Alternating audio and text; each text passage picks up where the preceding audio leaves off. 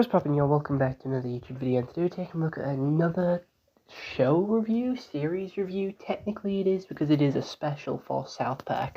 South Park has signed a deal with Paramount Plus to get 2 specials out per year, per sort of annum for Paramount Plus, and they also have a company or a promotion with Warner Brothers and another streaming service to have a lot of episodes come out.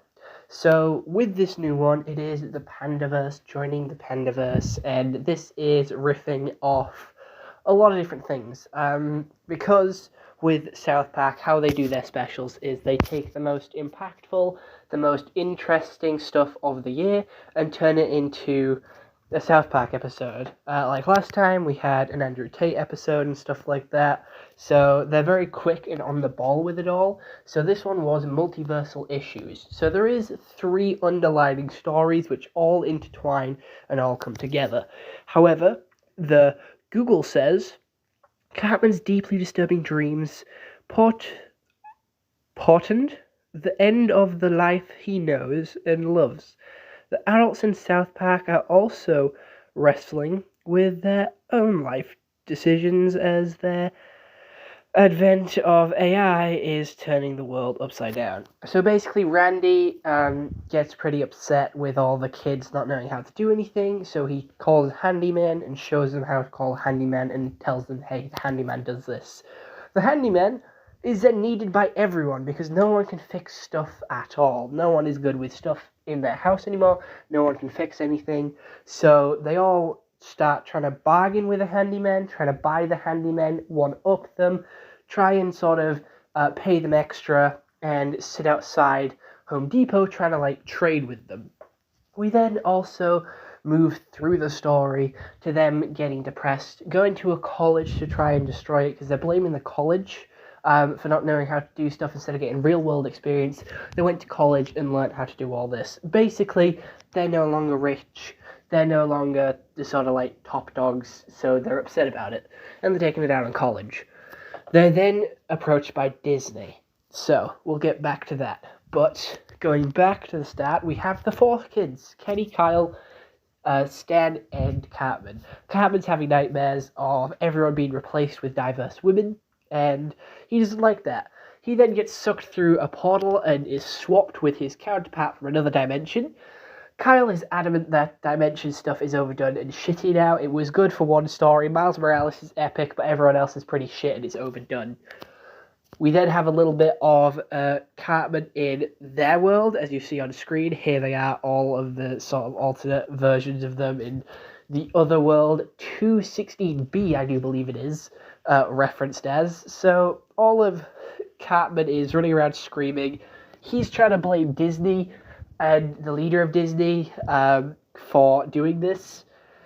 And she eventually starts hunting him down in this world, in this other world, and he's running for his life, trying to get the help of Butters, while Cartman from this world in the other world, Cartman 216B, the female Cartman, is telling Kyle what he needs to do. Everyone is saying that why can't Cartman be a female? Why can't Cartman change just like that? Cartman can be whatever he wants to be, and Kyle just has to accept it. So they go to Kyle's house, get Kyle's mum to spend a load of money on this big PC so she can play Baldur's Gate 3. And unfortunately, Baldur's Gate 3 does not transfer across multiverses, across multiverse saves, so she wants to go back to her home dimension, and Disney comes to help her do that. Right, Disney's story in all this is they've been trying to pander. They've been pandering to what everyone wants. Joining the Panderverse, using the Panda Stone, and they used it too much, which opened a gateway into the Panderverse. And yeah, they go and get Cartman because he's one that swapped worlds, and also the leader of Disney because she is also swapped worlds. So Cartman and the leader of Disney sort of team up and go back to their world and send the other 2 back to theirs. And that's just pretty much how it ends. Disney agrees to stop pandering to everyone's needs. And yeah, that's pretty much it. To be fair, it was one of the weaker ones. It was quite interesting. I did like the multiverse aspect of it. I love Dimensions. I love all that. I was into it before the Spider-Verse came out and all stuff like that. But it is getting overdone now, and some versions of it aren't that interesting. Some versions of it are quite boring and very overdone. However, I did like their alternate character designs. Kenny's is really cool. Kenny's alternate character style looks like Go-Go from Big Hero 6, and everyone loves that one. But, yeah, again, animation style still spot on. Voice acting is spot on, as South Park normally is. The jokes, again, very borderline, like, on the line of, hey, are you allowed to do this?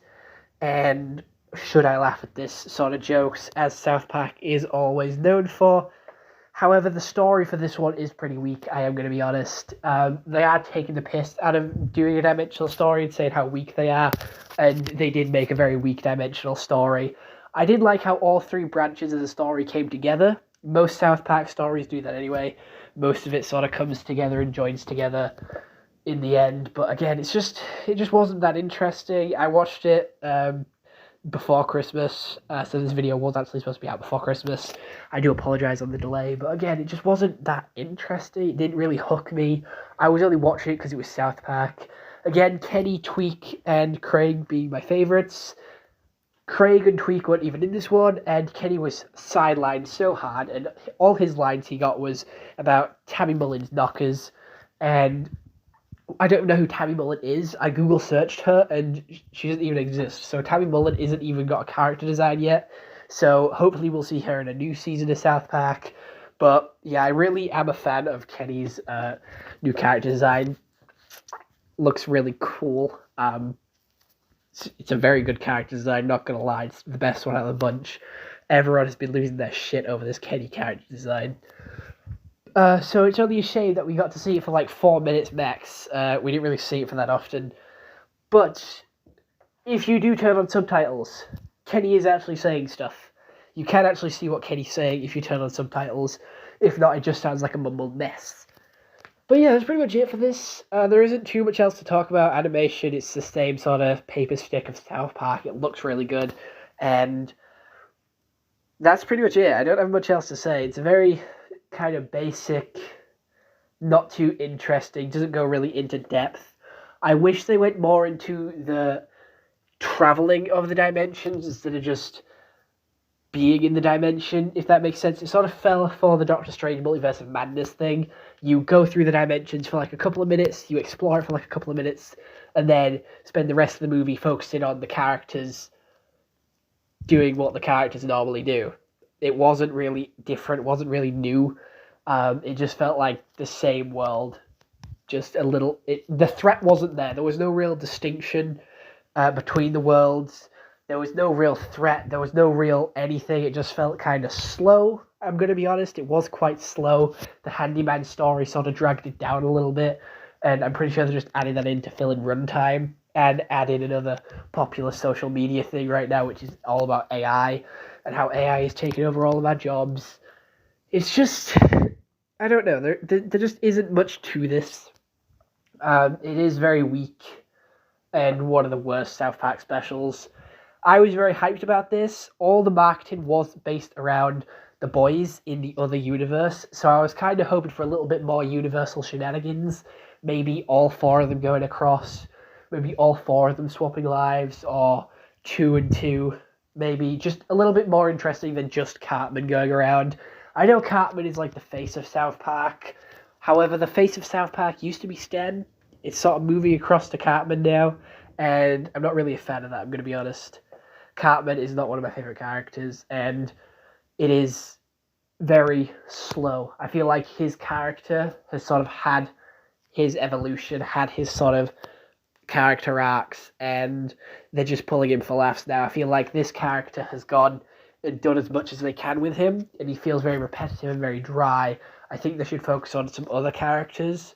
However, Cartman does get all the laughs, get all the jokes, and he's the one that's all this, that, and the other, all these different shits. There is a fucking massive list of what Cartman's done, and he's the one that gets all the screen time, so there's that.